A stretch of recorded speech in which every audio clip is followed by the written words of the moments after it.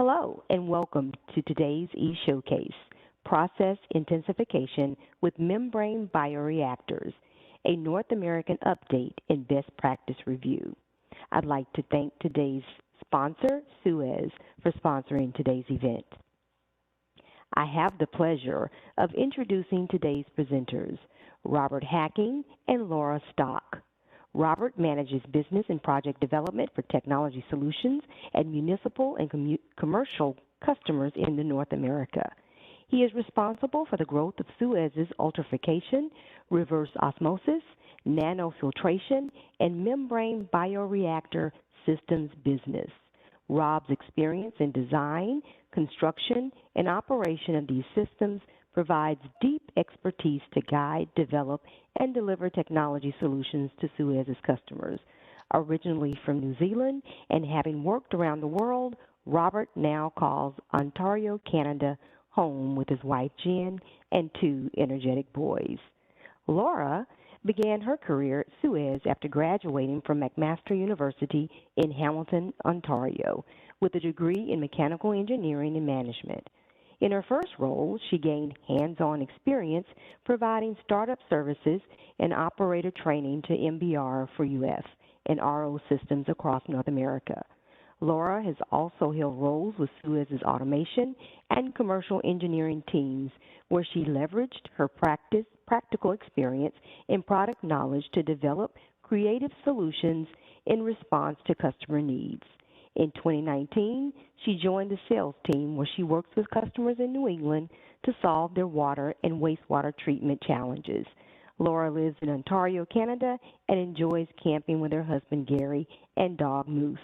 And with that, Rob and Laura, the floor is yours. Thanks, Reggie. Appreciate it. Good morning, good afternoon, everyone. Thanks very much for joining us today.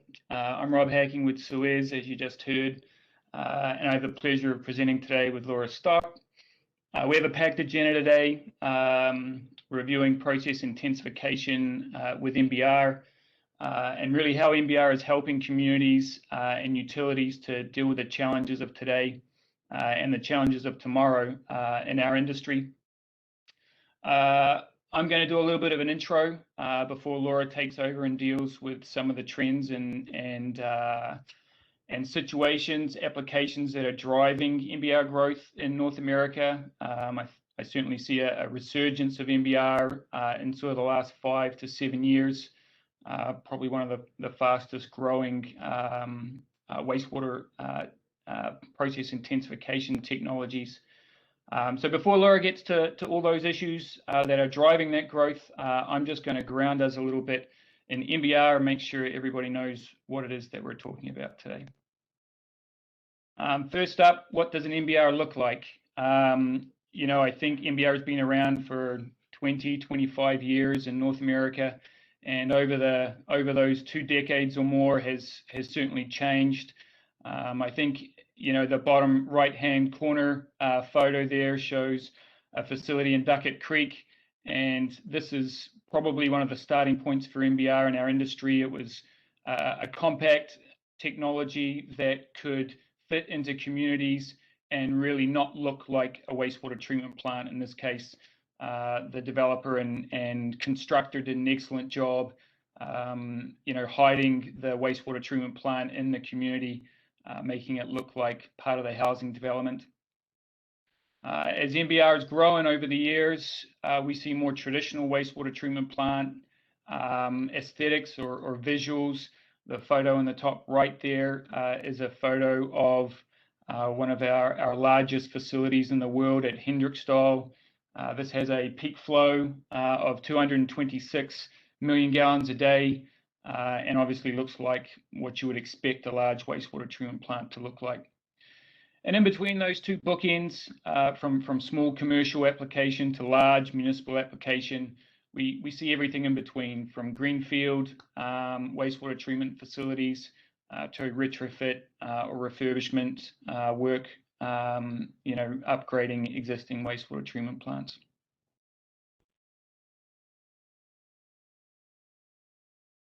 If we get a little closer to MBR, and hopefully this image isn't maybe too new to everybody in the industry anymore. But ultimately, these are sort of the heart or the core of the MBR process train. So we have a bioreactor, activated sludge, biological reactor, often at traditionally higher mixed liquor concentrations than conventional activated sludge. Not always, but often. Followed by a solids liquid separation process, obviously including membranes. And those membranes are connected to ancillary pieces of equipment, permeate pumps, usually an air scour blower for aerating the membranes, often a RAS pump to return the mixed liquor back to the head of the plant. Those items are typically what's associated with an MBR process train. If we look around the globe, we see MBR adoption taking place in many, many countries across the globe now. I think it's a technology that's proven itself at all different scales. Certainly the countries that have advanced their effluent standards, often involved in water reuse to some degree, have certainly pushed MBR along historically. To the point where there's often countries with over 1 billion gallons per day of installed capacity, really being built in all corners of the world right now. And with that, I'm going to transition over to Laura, and Laura is going to talk to us a little bit about the trends in wastewater treatment that are driving this growth, this sort of transition towards technologies like MBR. Laura?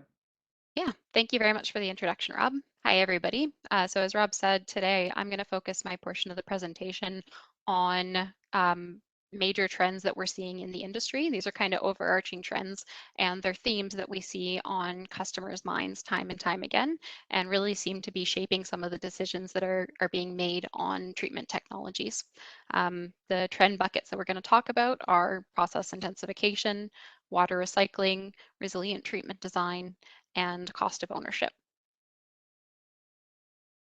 So process intensification, this isn't a super surprising trend, but it's a pretty prominent one. So as we see communities develop, cities develop, the wastewater treatment requirements of those communities grow as the population grows, and then just land availability shrinking, the desire is for communities to make better use of their existing wastewater treatment plants. And one of the best ways that they can do that is by intensifying the biological treatment process. We are seeing this in the numbers. So this is an excerpt of data from the Global Water Intelligence website. Here they're forecasting spending for biological treatment systems from 2019 up to 2026. And what we see is that spending on biological treatment systems continues to increase. And that's not surprising as the population grows. But the part of this that is interesting is how the market share within biological treatment systems is shifting. So looking at 2019, conventional activated sludge plants, shown in blue, held 39% of the market share. And in 2026, they are anticipated to hold only 34% of the market share. And that 5% of market share lost in a 7-year span is predicted to go to intensified treatment processes. And those would be technologies like MBR, MABR, MBBR, IFAS, and anaerobic digestion. The reasons for the shift to process intensification can be pretty broad. So, first off, it can be related to an increase in treatment capabilities required for the system. This can be the requirement to process more flow through an existing facility. It can also be the requirement to achieve better nutrient removal for an existing facility, or it can be a combination of both. The compact footprint can be a major benefit. So as we had discussed kind of earlier, trying to fit within an existing plant footprint can be of a lot of value to a customer.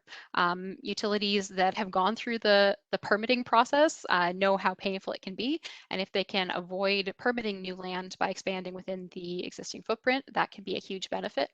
Also, if they do have land availability but are able to upgrade the facility within a compact footprint, it increases the land availability on site for other uses.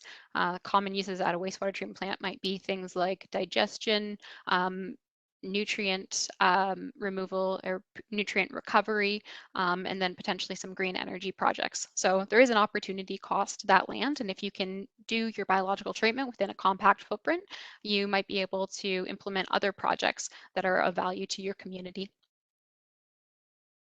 Process intensification provides economical construction. So because it's usually a smaller tank, there's less time on site to construct that tank, less concrete required, less greenhouse gases associated with that, and then ultimately less time on site, less materials means less risk to the owner and to the general contractor.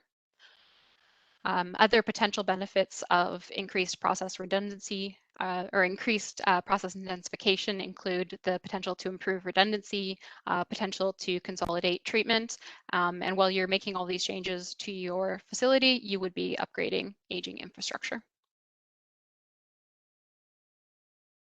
So the Gold Bar wastewater treatment plant in Alberta, Canada is a great example of a intensified treatment process upgrade.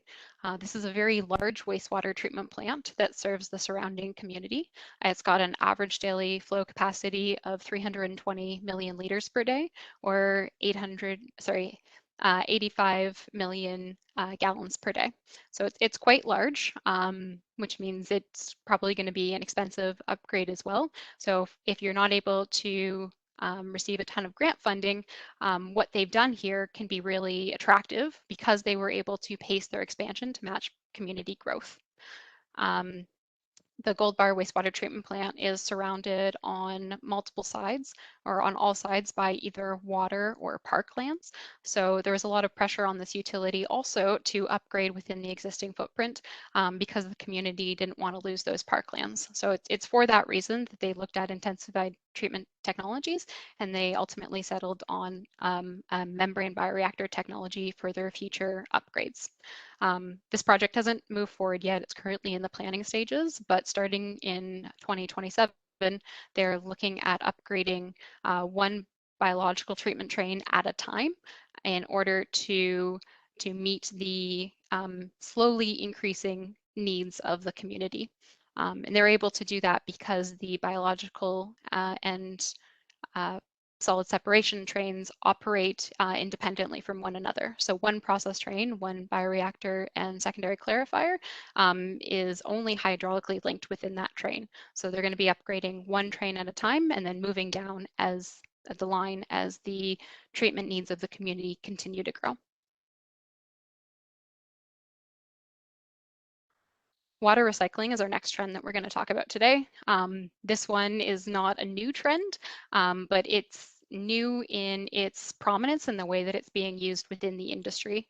A lot of communities are now looking to water recycling as a means of creating resilience within their water supply.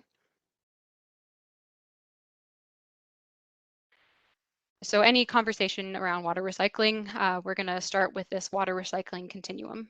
This is a sliding scale that looks at the type of treatment required and then also the potential uses of that recycled water. So on the far left-hand side, we have general discharge associated with secondary treatment, and this is de facto reuse or pollution abatement. And moving up from there and kind of advancing the level of treatment required, we have discharge to sensitive water bodies as a potential way of recycling water. Moving along further, non-potable recycling. So this is more treatment within the wastewater treatment plant again, but the potential reuses for those water are expanding. Potentially water can be reused for landscape irrigation, for industrial facilities. It can be reused for fire water storage, and then also purple pipe within new communities. So a lot of communities that are currently being developed would run a separate water supply underground in purple pipe in addition to their potable water supply, and that would be connected up to houses for toilet flushing and for outdoor water fixtures where that higher water quality is not required. And this also reduces the stress on freshwater resources because it's reusing and reclaiming water that doesn't need to be to that same quality. And then finally, we have freshwater augmentation. This is really the highest end of water recycling and is a reuse of wastewater for drinking water. All communities sit somewhere on this curve. All wastewater treatment plants kind of sit somewhere on this curve, and where they sit on the curve may shift over time. Changes in things like regulation, population growth, and water resource management planning shift where the communities will sit on this curve. But it's important to note that the decisions that you make for a wastewater treatment plant now will impact that plant probably for the next 20 to 30 years. So it's important to be considerate to the future needs of your community when you're making decisions for tomorrow.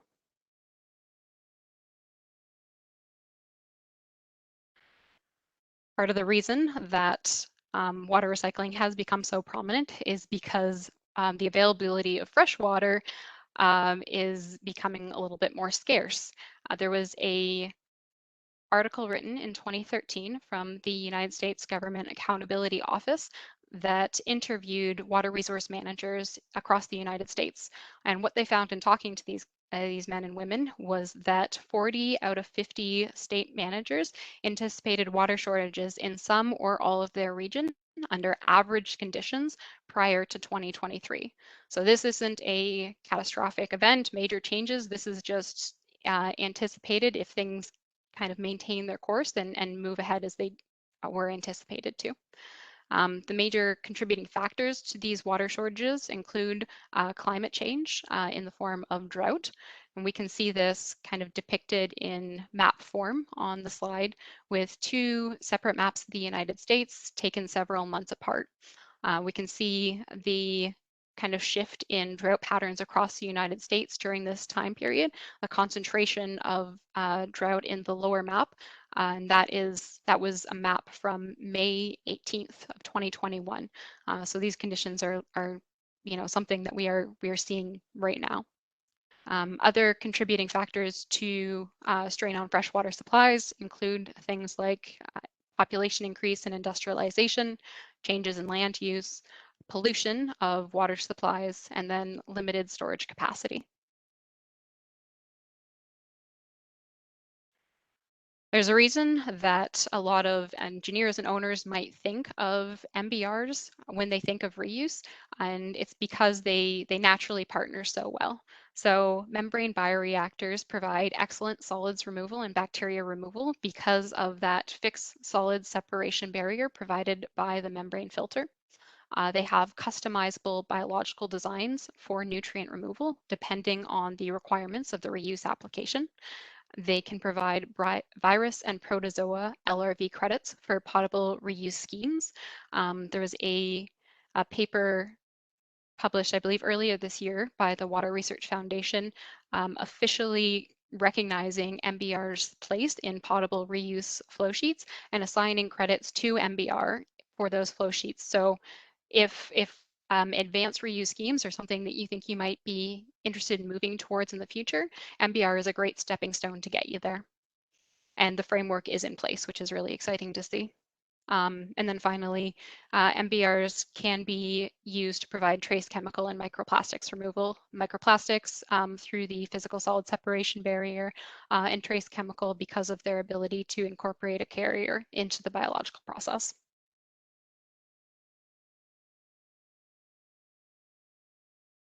The Hamby Water Reclamation Facility in Abilene, Texas is a great example of potable reuse in action. This is a facility that I've got a personal connection to because I was lucky enough to commission it with the engineer and general contractor at the time. It was commissioned in July of 2015, and the project was conceptualized as a drought response for the city of Abilene, Texas. They were facing a situation where local reservoirs were at all-time low conditions at around 30%. They had chronic drought, they were seeing population growth, and they didn't have the water availability to meet the community demand. So what they ended up doing is retrofitting the wastewater treatment plant to create a sustainable water supply to recharge their reservoirs and kind of build in sustainability to their water management practices. The existing bioreactor tankage was retrofitted to achieve nutrient removal. Membrane filtration tanks were added on the downstream end to provide that solid separation, and then provide that great pre-treatment for the subsequent process steps, which were reverse osmosis, ozone, and biofiltration, followed by disinfection. This project was also fun to be a part of because of the fast timeline with which they were working. So because it was a drought response and because the framework for reuse and LRV credits didn't necessarily exist to the same extent that it does today when the project was conceptualized, they had to move fast. And between breaking ground in early 2014, they were able to produce water through the facility within the span of a year. And for a facility of the size, that's impressive. So it was a fun project to be a part of. It also received the Water Reuse Large Project of the Year award in 2016. And it's a great example of potable reuse in action.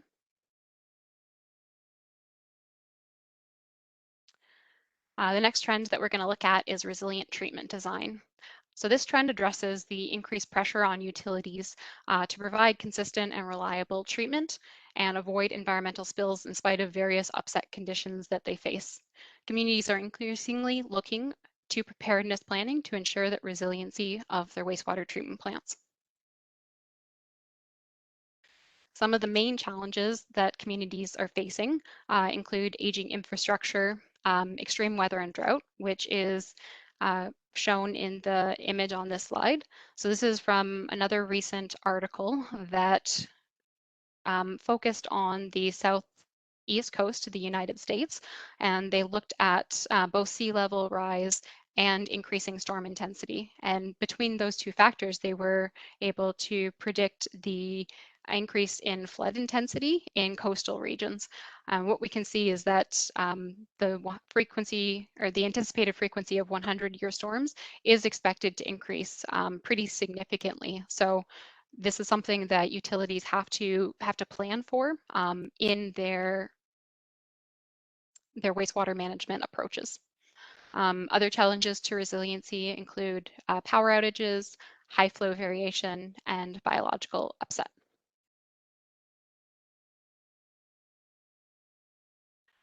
MBRs are a good partner for process resiliency. Inherent to how they function, MBRs use a physical solid separation barrier, which retains all of the biomass within the biological treatment process.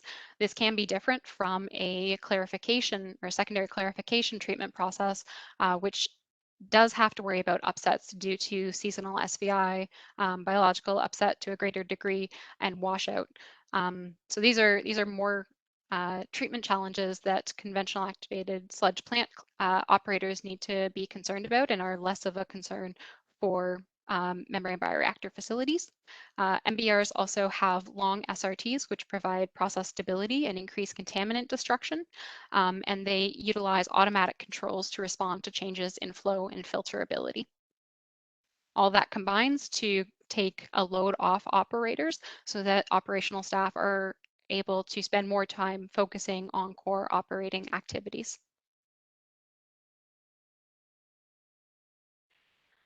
The Cox Creek Water Reclamation Facility is a great example of a facility that uses MBR to enable wet weather treatment. So this facility could have been designed in one of two ways. The membrane bioreactor process could have been utilized to treat all of the peak flows coming through the plant, or what they ended up deciding to do here was develop a membrane bioreactor treatment train to treat the average flow and the routine peaking events, and a second parallel treatment process to treat the high peak flow events, typically due to the I&I received at the facility. This was the most economical approach for this customer, and they had to look at various things to determine that. So the frequency of the peaking events, the availability of additional tankage on site, all kind of factored into their considerations. The reason that we like MBR for this story, though, is the membrane bioreactor is actually utilized as a source of mixed liquor in order to seed the peak flow solids contact clarifier within the wet weather train, and bring that tank online very quickly, so that when the facility faces those peak flow events, they're able to respond, bring the treatment train online. They don't have to spend the money to keep it ready and waiting all the time. They can bring it online as needed and respond quickly to the influent flow events and still treat all the water to a minimum of secondary standards.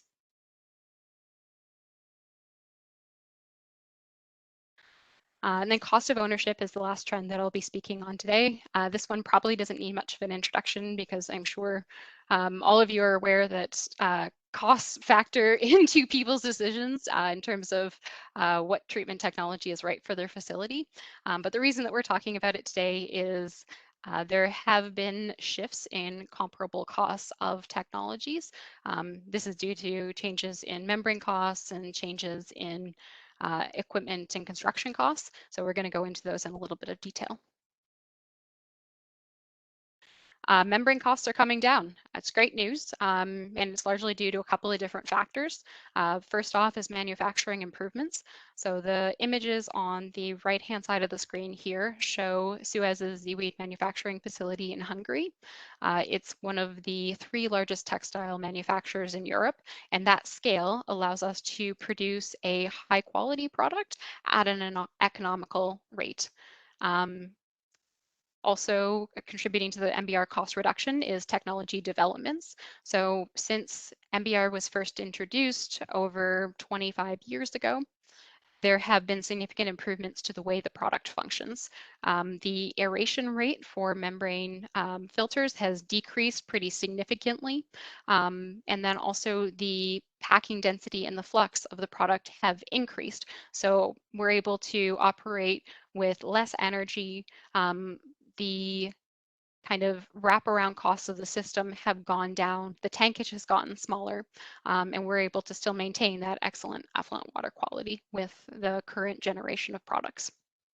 There's also changes in system design strategies that are helping to bring costs down, stuff like the wet weather flow management that we talked about with Cox Creek, reduced disinfection costs, and then optimized MBR design costs. These were things like reduced tank sizing, alternate cost-saving control strategies that are really helping to reduce membrane system costs. And then finally, improve membrane life. So we have 2 images on the screen here. On the left, we have Traverse City, Michigan. These are membranes that were installed initially with the facility when it was constructed. They've lasted for 15 years and have shown great water quality the entire time, and maintained their permeability. On the right-hand side is a set of membranes that have not had quite as easy a life, I guess I'll say. So it looks like pretty much everything but the kitchen sink has been thrown at this membrane cassette. If you look at it, you see a lot of hair buildup, a lot of sludge within the cassettes, a lot of weight really on the cassette that our reinforced membrane fiber is able to kind of withstand and has not damaged the integrity of those fibers because of its strength. And all of that has resulted in excellent effluent water quality over a 10.5-year life. So, you know, despite not ideal operations, this is a product that has shown longevity. And we're seeing that in the graph on this slide as well. So again, this is seaweed membrane installation data because that's what we have access to, but it is showing a trend within the industry as well. So this graph shows membrane surface area installed as a cumulative number. The blue line shows the constant increase in installed membrane surface area, and it is used to generate the yellow and green lines, which show the hypothetical 10-year mean time to failure curve and the hypothetical 15-year mean time to failure curve. And then the piece that's interesting in this slide is the dashed blue line, which shows the real end of membrane life replacements. So as we can see, earlier generations of the product did not last as long, but where we're at now with the product, and then also our awareness of how to design these systems and what to build into the pretreatment and some of the stuff that Rob's going to talk about later, that's really impacted the life of the membrane products to the point where membranes being replaced today have on average lasted for 12.5 years in municipal applications. On the flip side of this coin, we see membranes longevity increasing, the cost coming down. We are seeing general construction costs going up. So the cost of concrete has been steadily increasing since around 2011, 2012. And then also the cost of land. So the graph on the right shows the percent change from previous year for commercial properties in the United States. And we can see that on average, those commercial properties are increasing somewhere between 0 and 17% in value year over year. And that cost, that has a more significant impact on projects that require more tank, projects that do not use intensified treatment technologies.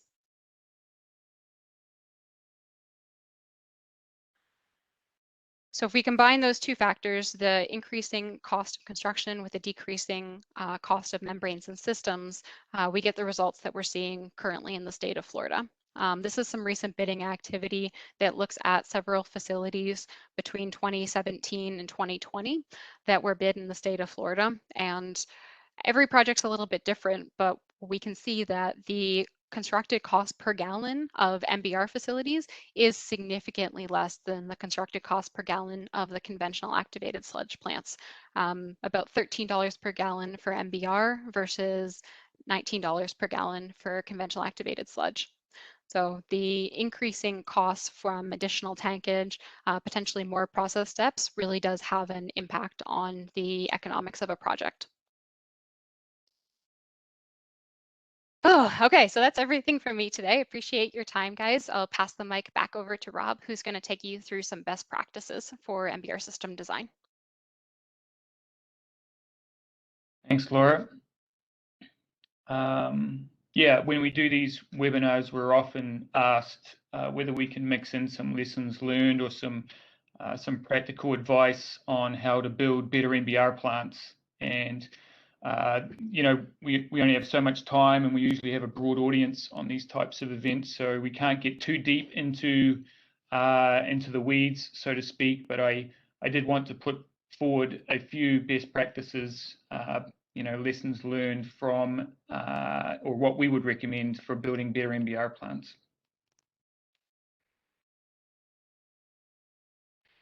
The first one is flow distribution, and this is not unique to MBR. This is also important for conventional activated sludge and really any process technology that utilizes multiple trains. If you look at the 3D model in this picture here, you can see there's a box on the left-hand side here, and this box is a splitter box, a flow and solids distribution box, and it's going to take the RAS from our MBR trains, which are over on the right-hand side. Oops, sorry, everyone. There we go.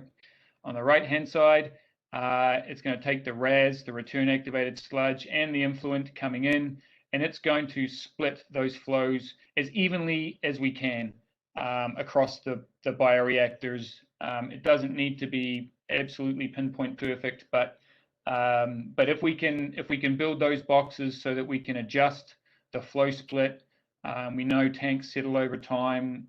We know water will find the least pathway forward. Just providing the operators a chance to stand on top, look down at these overflow gates, overflow weirs, and make a decision on whether they need to adjust anything there will help keep these reactors nicely balanced, allow them to gain an opportunity for reducing operating cost, particularly with the blowers.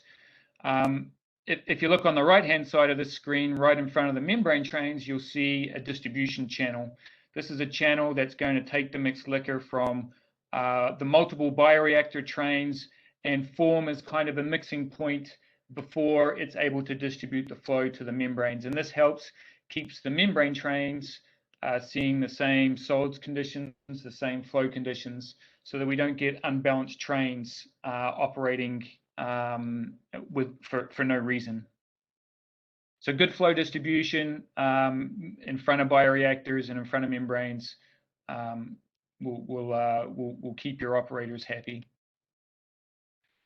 While we're talking about bioreactors, the use of selectors being anoxic zones or anaerobic zones, these are commonly incorporated into upgrades and process steps nowadays, not only for effluent quality, but also for improving things like oxygen transfer efficiency. And in general, even though MBR might feel a little bit different to conventional activated sludge, the same benefits that we see in conventional activated sludge with the use of these selectors also apply to MBR, the ability to create better biological health conditions, reduce some of that BOD load on those aerobic zones.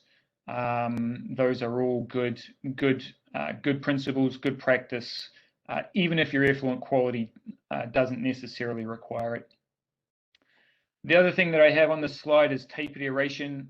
So when we operate at higher mixed liquors, we often need more oxygen in those aerobic zones to transfer oxygen into the mixed liquor. The use of tapered aeration grids there can help minimize some of that demand and create better energy efficiency. Tapered aeration is essentially ensuring there's more diffusers at the front end of that selector or that aerobic zone and fewer at the back end of that aerobic zone, trying to get the oxygen where we really need it and not so much where we don't really need it.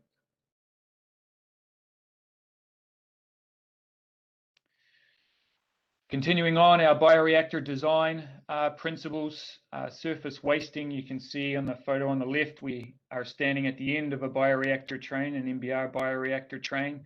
And down the far end, you can see a box. And the photo on the right shows a close-up of that box. This is a surface wasting box. It's a good best practice for removing foam and scum that may collect on the top of the bioreactor, and particularly important if you are in cold climates. The mixed liquor often generates foam in winter or can generate filaments. And while the membranes don't necessarily care, the buildup of those filaments creates foam in the top of the bioreactor there. And it's just a good best practice to remove that foam, maintain your good biological health in your bioreactors, and also, incorporate it as part of your wasting strategy.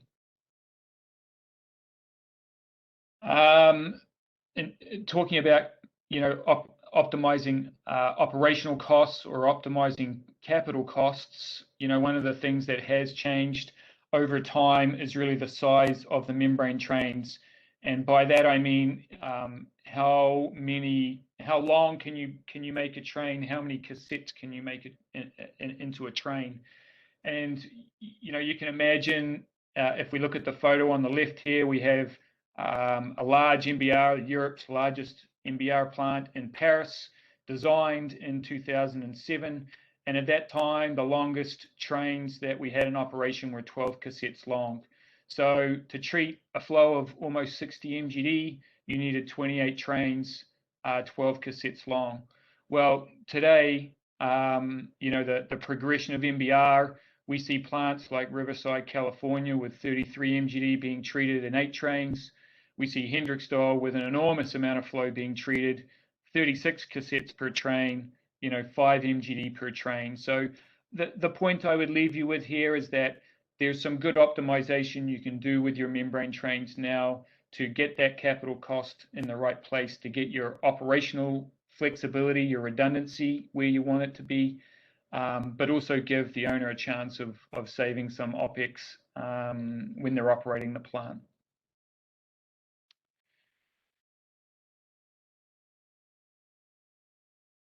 And this one, fine screening, this is, maybe an obvious one for MBR. There's some, I would say, horror stories 20 years ago of MBR and not so good fine screening facilities. Today in our industry, we have excellent fine screening vendors, excellent fine screening technologies. The protocol for NBR is typically 2 millimeters in aperture, usually delivered as with either punch plate or woven mesh, and typically either in rotary drum or band screens.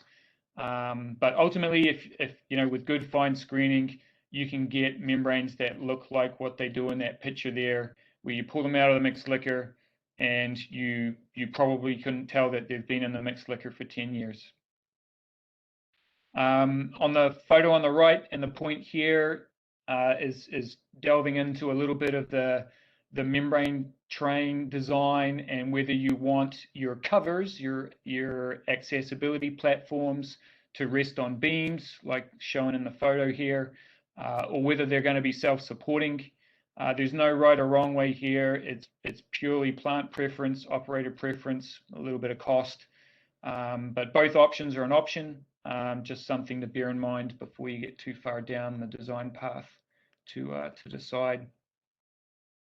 And then if we think about the top of our membrane trains, this is typically what they look like. And there's certainly nothing wrong with the membrane trains designed on the left. That is how many NBR trains are operating today. But if you have multiple trains in a plant, you can pair them together or couple them together, and it actually makes what I think is a more accessible, nicer area for the operators to walk in amongst when you're on top of the tank there. So just something to think about if you have multiple trains in your plant. Can you mirror them and pair them together, and just create a little bit of a better environment up there for people to move around on.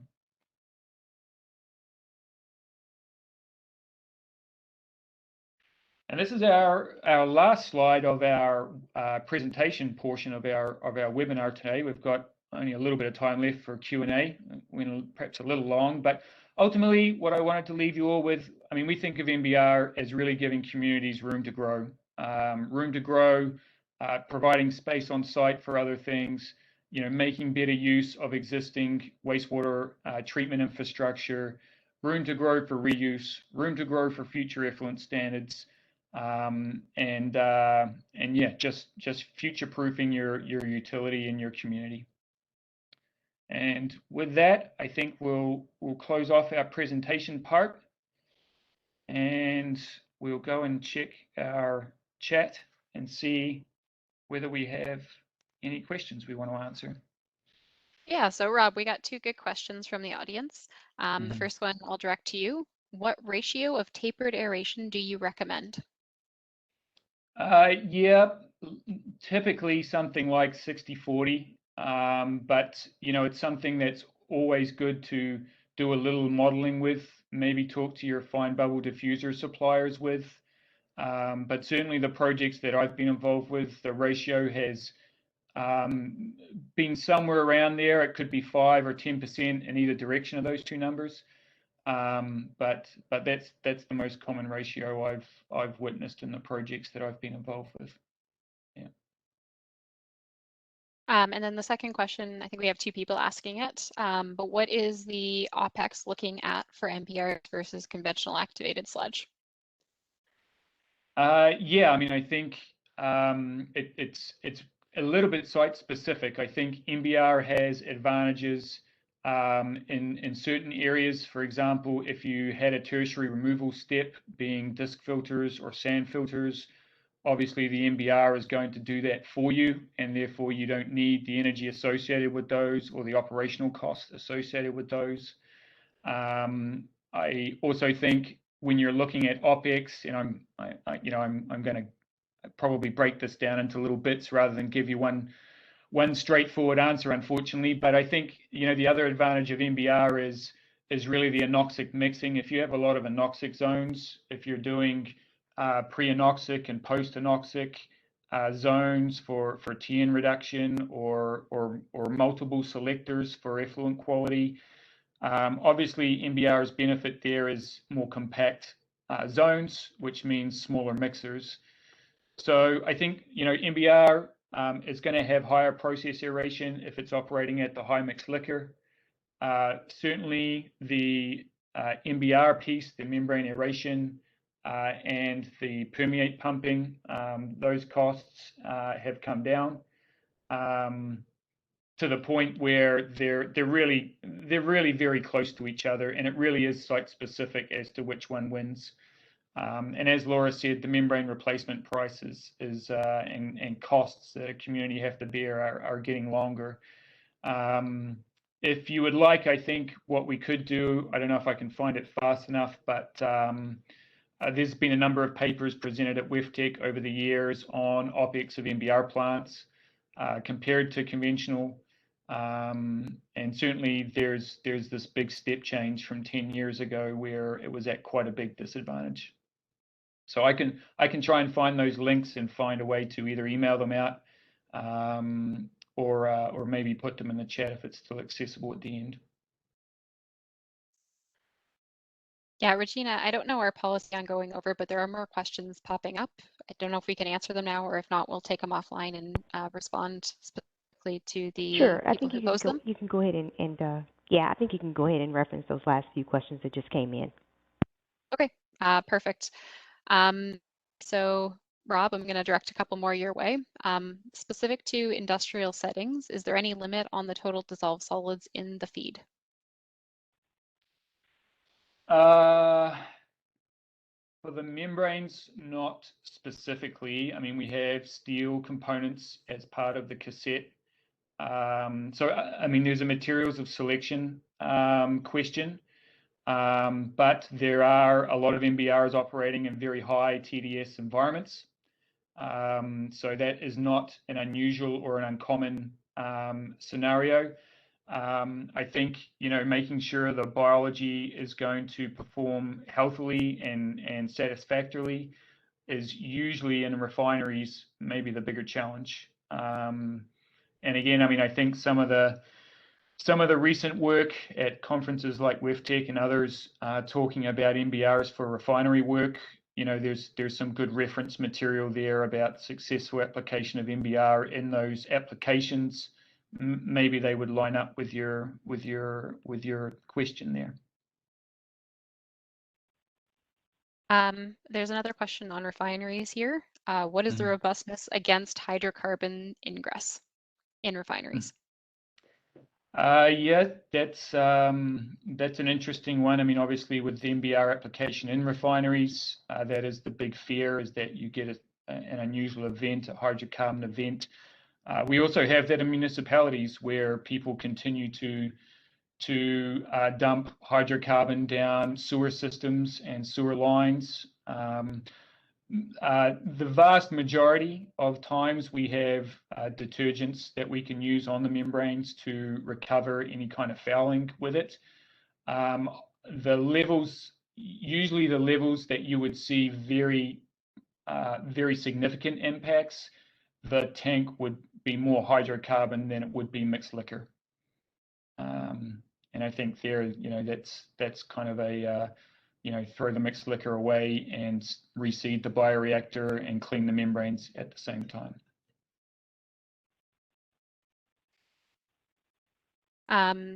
Another question. So for a plant under 1 MGD with extremely high I&I, is MBR significantly more advantageous than activated sludge?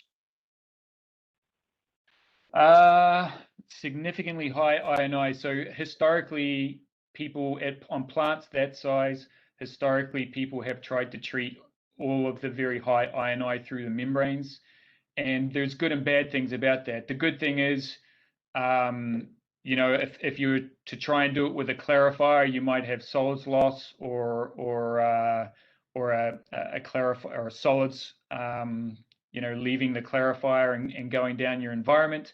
So that's the risk with a clarifier. With the membrane, there's no risk of that. But you have to buy enough membranes to treat the I&I. And that's where some of these system optimization discussions are coming in, where we see engineers and our own technology teams utilizing combination technologies where MBR can treat say, the vast majority of the flow, but maybe you are using a clarifier in tandem with membranes to treat the high I&I. We're seeing that happen more and more. And ultimately, for 1-MGD, what I would say is it will come down a little bit to a balance of, do you want 2 processes on site, or do you want to try and equalize the I&I? But, you know, in terms of what I think is good about MBR in that situation, you can build a very robust solids retention time for those high I&I events. Usually they are cold conditions, upsetting conditions for the biology.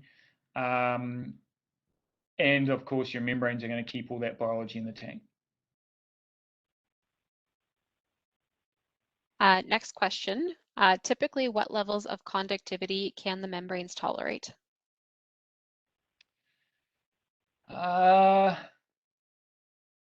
Conductivity. I mean, you know, we've used them in areas that have, I want to say 5 and 10,000.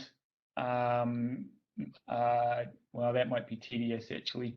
I might have to go and look up what the limits for conductivity are, but I would swear it's going to come down to what the limits for materials of construction are for the cassette materials themselves, and not really anything to do with the membrane. Sorry, and then one last question. What is your recommendation for covers, solid covers? Now that we can't use the cassette beams for support, what type of covers do you recommend? Yeah, maybe I'll answer the last one first. I think there's 2 options that should still be available to you. You can still use the beams if you want to use the beams. Certainly from Suez's perspective, the beams that hold the cassettes are rated for covers and quite a high live load for you to stand on and place the cassette down upon. So you still have an option for beams, or you can go beamless. My preference for covers, I mean, obviously solid covers, I think provide a little bit better protection in terms of you don't get things kicked in off the open grating or things like that. Now, you know, we do have MBR plants that exist in cold climates outdoors. And if you've got a lot of snow load or a lot of rainfall that's going to arrive on those solid covers, if you're worried about those things, then certainly you can go open grating, and you know, you just have to be careful that if you're carrying stuff on top of the grating that can fall through the grating, that it doesn't go through. Do you know what type of covers were shown in the slide 31? What the material was? I would say it's probably galvanized steel. But there's certainly probably some guidance we can give in terms of materials of construction for those covers. Things like, you know, is FRP a suitable grading cover? That's not my favorite, to be honest. We know we get slivers and shards come off FRP grading like that. So if you'd be interested in getting guidance on cover design and materials of construction, we can provide some best practice information there. Cool. And then one last hard-hitting question. What is better, flat sheet or hollow fiber? Oh, that's a trick question. Yeah, I mean, I'm a little biased, as you can all probably tell, right? I have actually worked for both companies, but I would say, you know,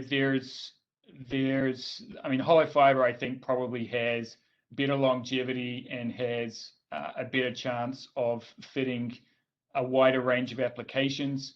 I think flat plate had a real advantage in terms of simplicity in the earlier days. However, today, and certainly with the high mixed liquors that flat plate originally started out at, however, today, most of the general design practice is designing mixed liquors in the 8 to 10 grams range. And I feel like there's a lower OPEX and a better longevity of life for hollow fiber membranes than there is for flat sheet. I think the technology advancements hollow fiber have made have created a bit of a gap there. And maybe if you're only building a 100,000 gallon a day MBR plant, it might not matter so much. Maybe that gap is small. But if you're building a 10 MGD wastewater treatment plant, that gap is quite sizable today, I would say. Yeah. Okay, that's all we have for questions. Thank you very much, everybody, for asking them. A lot of good variety in there. Absolutely. Yeah, that was great.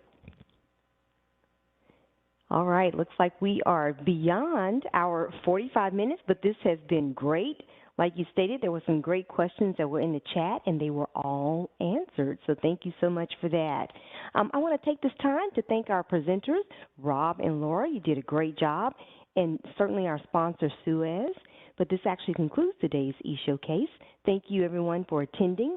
The recording will be available at webbuyersguide.wef.org, and we will send all registrants an email tomorrow with this link. And please visit our event calendar to sign up for future webcasts. Everyone. Thank you, everyone.